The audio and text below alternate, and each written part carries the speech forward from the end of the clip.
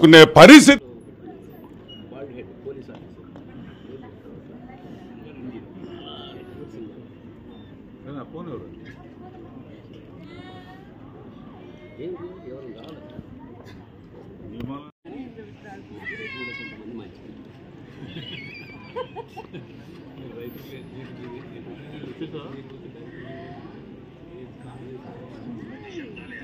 Okay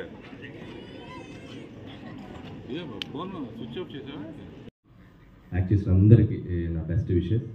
అలాగే సునీత గారికి I wish you all the best అండి. జాయినర్ ఫస్ట్ మీకు మంచిగా ప్రౌడ్గా ఉండాలని నేను కోరుకుంటున్నాను. ఐ నో మీకు టెన్షన్ ఎలా ఉంటుందని అర్థం చేసుకోగలను. Advance congratulations.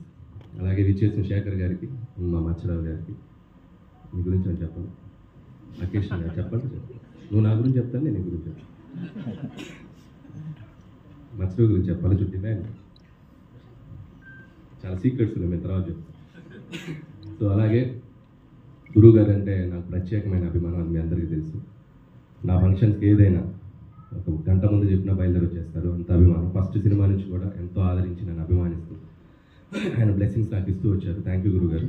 ఆయన ఇందాక ఒక మాట అన్నారు, సో మా సినిమాల కోసం ఎదురు చూస్తున్నారు. అదే టెన్షన్ గురువు గారు, అదే టెన్షన్. వీళ్ళు ఏం తీస్తారా అని చెప్పి వాళ్ళు ఎదురు చూడటంలో నరాలు తెగిపోతున్నాయి. మీకు ఆ రోజుల్లో క్రాఫ్ట్ మీద ఆడియన్స్కి అంత అవగాహన లేకుండా రోజులు కాబట్టి మీరు గ్యాప్ లేకుండా కొట్టారు. అయినప్పటికీ మీరు అద్భుతమైన సినిమాలు తీసి లెజెండరీగా వచ్చారు. సో నేను మీ స్థాయికి రావడం అనేది అది మాకు డ్రీమ్. సో కానీ మీ చేత ఏదైనా ఒకటి రెండు కాంప్లిమెంట్స్ తీసుకున్నాం, అదే మాకు అచీవ్మెంట్. ఈరోజు ఇండస్ట్రీకి వచ్చి మీ సినిమాలు చూసి పెరిగి మీ వర్క్ చూసి ఇన్స్పైర్ అయ్యి ఇక్కడికి వచ్చాం. ఈ డాన్స్ మీద మీతో రెండు మాటలు మేము ఒక కాంప్లిమెంట్ తీసుకున్నాం అంటే అదే మాకు పెద్ద అచీవ్మెంట్. థ్యాంక్ యూ గురు గారు, thank you so much. And once again team అందరికీ పేరు పేరున నా బెస్ట్ విషెస్. సర్కార్ నౌకరి wish you all the best. January 1 new year. తప్పకుండా ఈ సినిమా అనేది టీంని ఆదరించండి. మేడం కూడా దిగుతున్నారంట, థర్డ్ వేవ్. జాగ్రత్తగా మాస్క్ వేసుకోండి. Thank you. సమస్య చాలా అది బోల్డ్ సమస్య, చెప్పుకోవడానికి వీల్లేదు. అలాంటి సమస్యని చాలా ఎంటర్టైన్మెంట్ ఎలిమెంట్ పూతపూస్తూ సమాజానికి చాలా గొప్ప సందేశాన్ని అందించాడు శేఖర్ డైరెక్టర్. ఇంకా ఆశ్చర్యకరమైన విషయం అంటే సునీత వాళ్ళ అబ్బాయి నాకు తెలియదు వెళ్ళాక, తర్వాత వీడు ఎంటర్ అయింది ఒకసారి సడన్గా. ఈ సినిమాలో అన్నిటికంటే ఇంపార్టెంట్ పాయింట్గా డిస్కస్ చేసిన సోషల్ స్టిగ్మా గురించి మీ సినిమా తీయడం చాలా గొప్ప విషయం. ఈ సమాజంలో స్టిగ్మాస్, రుగ్మతలు ఎందుకు కంటిన్యూస్గా ఉంటాయంటే వాటి గురించి సమాజం డిస్కస్ చేసుకోకపోవడం వల్ల, సొసైటీ డిస్కస్ చేసుకోకపోవడం వల్లే చాలా సమస్యలు కంటిన్యూ అయిపోతూ ఉంటాయి. అలా ధైర్యంగా డిస్కస్ చేసిన సినిమా సర్కార్ నౌకరి. ఒక మంచి సమస్యని, ఒక మంచి స్టిగ్మాని డిస్కస్ చేసి 10 మందికి, చాలామంది సిటీస్లో ఉండేవాళ్ళు లేకపోతే Tier 2 సిటీస్లో టౌన్స్లో ఉండేవాళ్ళు ఏమనుకుంటారంటే మోడర్న్ అయిపోయాం అనుకుంటారు. మోడర్న్ ఎప్పుడు అవుతుందంటే విలేజ్ మూమెంట్ వస్తే మోడర్న్ అవుతుంది. విలేజ్లో నాలెడ్జ్ పెరిగితే మోడర్న్ అవుతుంది. విలేజెస్లో చాలామంది అవసరమైన ఎగ్జిస్టెన్స్కి అవసరమైన నాలెడ్జ్ కూడా లేకపోవడం వల్ల, మూఢనమ్మకాల వల్ల ఆగిపోవడం, ఈ సోషల్ స్టిగ్మా అంటే పక్కన వాళ్ళు ఏమనుకుంటారు అనే ఒక జాడ్యాల వల్ల మనం చాలామంది వెనకబడిపోతున్నాం, చాలా సమాజం వెనకబడిపోతుంది. అలాంటి ఒక సబ్జెక్ట్తో సినిమా తీయటం అనేది చాలా గొప్ప విషయం శేఖర్. అండ్ ఈ విషయాన్ని ఆయన వినంగానే ఒప్పుకోవడం అంటే అదే ఆయన పెద్దరికం. రాఘవేంద్రరావు గారిది ఎప్పుడు లాగానే ఈ సినిమాని ఎటువంటి కరెక్షన్ లేకుండా చేశాడంటే ఆయన యొక్క సోషల్ రెస్పాన్సిబిలిటీ సినిమా ద్వారా తెలుస్తుంది. అలాగే ఆకాష్, అందరికంటే ఎక్కువగా నేను మాట్లాడాల్సిన ఆకాష్ గురించి. నేను ఆకాష్ ఫోటోగ్రాఫ్స్ ఆల్మోస్ట్ 8-9 ఇయర్స్ బ్యాకే అనుకోకుండా యాదృచ్ఛికంగా చూశాను సునీత గారు కలిసినప్పుడు. అప్పటి నుంచి నేను ఆవిడని వేధిస్తున్నా, ఏమండి మీ అబ్బాయి హీరో అండి అంటే ఈవిడ కాదేమో అనే చిన్న సందిగ్ధం కూడా ఉంది. కానీ డెఫినెట్గా Akash your a brilliant actor. Raghavendra Rao గారు ఎంతోమంది స్టార్స్ని ఇంట్రడ్యూస్ చేశారు, అది అందరికీ తెలిసిన విషయం. కానీ ఒక గొప్ప నటుడిని కూడా, చాలా భవిష్యత్తులో నటుడిని ఇంట్రడ్యూస్ చేస్తున్నారు. ఇందాక సునీత గారు మా అబ్బాయి స్టార్ అవ్వకపోయినా పర్వాలేదు, మంచి యాక్టర్ అయితే బాగుండు అనిపించింది. మంచి యాక్టర్లు ఎప్పుడు గొప్ప స్టార్స్ అవుతారు, ఎందుకంటే గొప్ప స్టార్స్ ఎప్పుడు మంచి యాక్టర్లే. అలాగే భావన బ్రిలియంట్. నేను మీ ఫుటేజ్ కూడా చూశానమ్మా, మీది కూడా చూశాను మనిషి. అండ్ ఈ సినిమా కూడా నేను చాలా వరకు చూశాను, చాలా బాగుంది. శాండిలీ మ్యూజిక్ కానీ కొన్ని చోట్ల హార్ట్ రెంచింగ్గా ఉంది, లిరిక్స్ కానీ అవి. This is a full package of a greatest emotional journey. సినిమాలు అనగానే ఒక 100 సార్లు నవ్వుకోవటం, ఒక 3 సార్లు డ్యాన్సులు చూడటం, ఫైట్లు చూడటం మాత్రమే కాదు, హృదయాన్ని అద్దుకోవటం, ఒక బరువుతో బయటికి వెళ్ళడం. సినిమా యొక్క ప్రధాన ఉద్దేశం ఒక బరువుతో బయటికి వెళ్ళడం. అలాంటి ఒక విశిష్టమైన బరువుని ఇవ్వబోతున్న సినిమా ఇది. గురువుగారు, భరణి గారు లాంటి వాళ్ళు కూడా ఈ సినిమా చేయడంతో దీని యొక్క విలువ పెరిగింది. అందరూ జనవరి 1 ఒక మంచి సినిమా చూద్దాం. కృతజ్ఞతలు. Thank you. అట్లా ఓటీటీ చూస్తున్నప్పుడు శేఖర్కి చూడకుండానే వెంటనే కవర్ చేశాను అనమాట. కవర్ చేసి చెప్పగానే వెంటనే ఓకే అన్నాను. ఎప్పుడు ఇలాంటి సినిమా చేయలేదు కానీ నేను చేయాలి, ప్రజలకు ఉపయోగమైన సినిమా, ప్రజలను ఆనందింపజేసే విషయం ఒకటి, ప్రజల్ని ఆరోగ్యంతో పాటు ఆనందంగా ఉండేట్టు చేసే విషయం ఇందులో ఉంటుంది.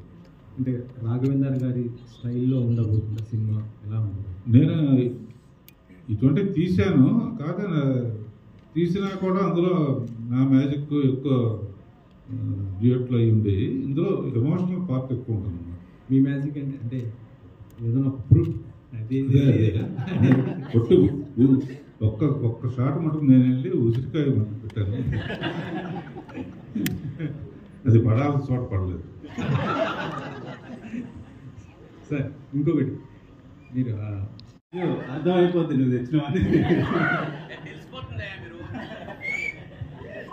సార్.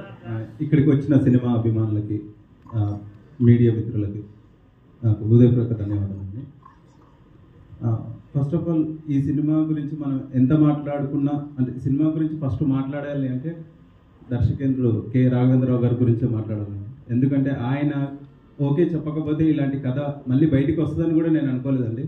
నేను ఒకటే అటెంప్ట్ చేశాను, ఈ కథ సార్ ఓకే చేస్తే సినిమా అవుతుంది, లేదంటే దీన్ని ఇంకెవరు చేయరు, పక్కకు పెట్టేయడం అనేది. నేను లవ్ స్టోరీకి వెళ్దామని కూడా చాలా ఆలోచనలు వచ్చినాయండి. బట్ అంటే ఇప్పుడున్న దాంట్లో నేను గురుగారు స్థాయిని, అంటే ఆయనని మెప్పించగల కథ నేను చేయలేను. ఎలాగో లవ్ స్టోరీలో చేయలేను, ఫ్యామిలీ డ్రామాలో చేయలేను, నాకు అది ఎలాగో తెలుసు, నేను కాదు ఎవరు చేయలేరు. సో అప్పుడు నేను వేరే కంటెంట్తో ఆయన్ని మెప్పించే ప్రయత్నంలో ఒక 1 వీక్ టైం తీసుకొని సార్కి వెళ్ళి కథ చెప్పినప్పుడు అసలు ఏమి మాట్లాడకుండా చెక్కు చేతులు పెట్టడం అనేది, సార్ మీరు ఓకే చెప్తే చాలు జీవితం ధన్యమైపోయింది అనుకున్న రోజులు సార్ అవి. సో మీరు చెక్కు చేతికి ఇవ్వడం అనేది అది ఇంకా నా జీవితంలో ఆ రోజును మర్చిపోలేని రోజు సార్. అది ఎంత మాట్లాడినా మీ గురించి తక్కువే, మీకు జీవితాంతం రుణపడి ఉంటాం సార్ ఈ అవకాశం ఇచ్చినందుకు. మీతో ట్రావెల్ అయిన తర్వాత నేను నేర్చుకున్నది ఒకటే సార్, మీకు ప్రేమించడం తప్ప ద్వేషించడం తెలియదు సార్. అది ఎలా సాధ్యం అనేది ఈ జనరేషన్కి మాకు ఎవరికి అంతుబట్టని క్వశ్చన్ సార్. సో ఇంకా మనకు ఈ సినిమా ఎగ్జిక్యూట్ చేయడానికి కానీ ఇంత సపోర్ట్ చేసిన విఎన్ ఆదిత్య గారికి thank you so much sir. మీరు లొకేషన్కి వచ్చినప్పుడు కానీ మీరు అలా కన్సైగలోనే చూస్తూ ఉండేవాళ్ళు సార్. నేను మిమ్మల్ని అబ్జర్వ్ చేస్తూనే షూటింగ్ చేసేవాళ్ళు. ఎందుకంటే ఏదైనా ప్రాబ్లం వచ్చినా ఇమ్మీడియట్గా, ఏదైనా స్క్రిప్ట్ పరంగా ప్రాబ్లం వచ్చినా, నేనేమన్నా ఇంకా ఏదైనా జరిగినా, ఎందుకంటే నెంబర్ ఆఫ్ డిపార్ట్మెంట్ నేను డీల్ చేస్తున్నప్పుడు ఏదైనా ప్రాబ్లం వచ్చినా మీరు ఉన్నారు అనే ధైర్యంతోనే నేను ఈ సినిమాని ఇంత బాగా తీయగలిగాను sir. Thank you so much sir.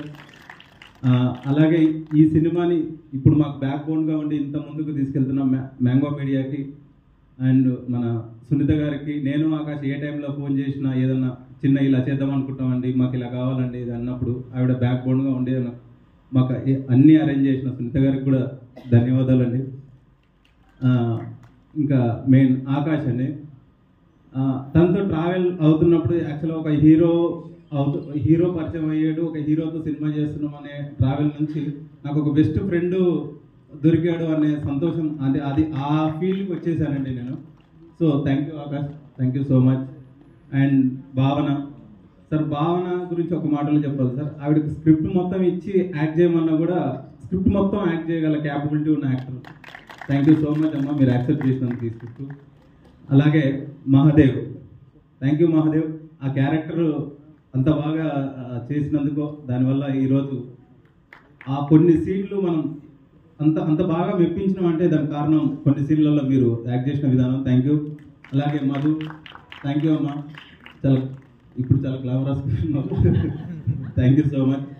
And Sahith ఆ క్యారెక్టర్ నేను వెయిట్ చేసిన క్యారెక్టర్ ఆ సాహితీ క్యారెక్టర్ అండి. ఇది ఎవరు చేస్తారు అనేది నేను కూడా ఎక్సైటింగ్గా వెయిట్ చేశాను, ఆ క్యాస్టింగ్లో ఎవరు వస్తారు అనేది. థ్యాంక్ యూ అమ్మ, థ్యాంక్ యూ సో మచ్.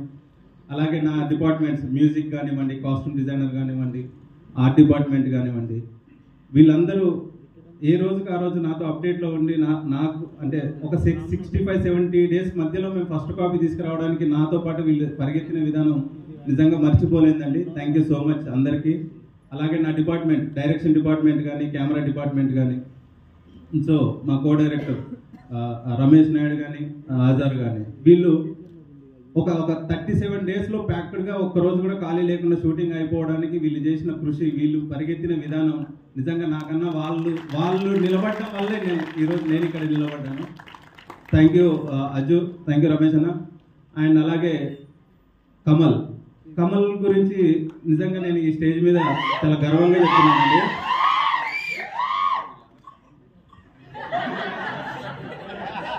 మీరు చూసారా సార్, ఒక 2 నిమిషాల్లో ఎంత తప్పార్థం చేస్తున్నారు. సో కమల్, ఈ సినిమాకి నాకు ఏదైనా పేరు వస్తే అదంతా నీదే. ఎందుకంటే స్టార్టింగ్ 3 ఇయర్స్ నుంచి ఒక అసిస్టెంట్ డైరెక్టర్ నన్ను నమ్ముకొని నేను ఏం చేసినా, నేను ఏ అర్ధరాత్రి ఫోన్ చేసినా నాకు రియాక్ట్ అవుతూ, ఇప్పుడు కూడా 3 వీడియోస్ ఇక్కడ ప్లే చేయడానికి తను మార్నింగ్ 5 నుంచి తను చేసిన ప్రయత్నం అంతా ఇంత కాదు. Thank you Kamal, thank you so much. నిజంగా జీవితంలో నువ్వేదైనా నోరు తెరిచి అడిగితే కాదనకుండా అంటే కాదనలేని పరిస్థితి కూడా రాదు. So thank you. అలాగే నా camera team Bhanu, Raghu, Akhil, Simha, thank you so much అందరికీ. అలాగే మమ్మల్ని విష్ చేయడానికి వచ్చిన అనిల్ రావుపూరి గారికి, శేఖర్ కమల సార్కి అండ్ రవి సార్కి మన thank you so much sir. అలాగే లాస్ట్ అండ్ నాకు బాగా ఇష్టమైన నటుడు అనలేము, పెద్ద గురువు ఆయన. సో తనతో ట్రావెల్ చేసేటప్పుడు చాలా కొత్త విషయాలు చాలా నేర్పేవాడండి. So sir thank you so much sir, మీరు ఈ క్యారెక్టర్కి ఒప్పుకున్నందుకు. అలాగే Sudhakar garu, thank you sir, thank you so much, thank you అండి.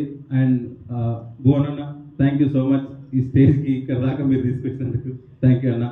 మా పిఆర్ఓ సురేష్ అన్న అండ్ సీన్ అన్న, thank you so much, thank you.